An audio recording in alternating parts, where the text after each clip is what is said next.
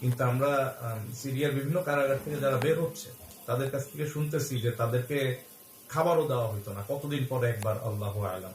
এবং একজন বলছেন যে তাকে প্রশ্ন করা হয়েছে যে আপনাদের খাবার কি ছিল, বলছে যে খাবার কি ছিল আমাদের জিকির। মানে বলতেছে যে মারিয়াম আলাইহিস সালাম যেরকম আল্লাহর কাছে দোয়া করছিল যে আল্লাহ আমি এই বিপদে পতিত, আমাকে আপনি খাবার দেন, আপনার বারাকা থেকে আপনি আমাদেরকে রিজিক দেন, ঠিক তদ্রুপ তারাও এভাবে জিকির করে আল্লাহর কাছে চাইতো এবং বলতো যে জিকিরের পরে আমরা পরিতৃপ্ত ফিল করতাম। তো খুবই অবর্ণনীয় পারসিকিউশন এবং টর্চার এবং নির্যাতন।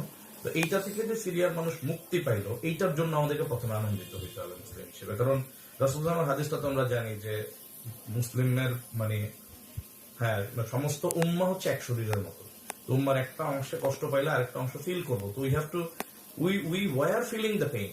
আমরা যেটা হয় আমাদের জেলিফিশ মেমোরি, আমরা মাঝখানে দীর্ঘদিন ভুলে গেছি সিরিয়ার জনগণকে, কিন্তু আমরা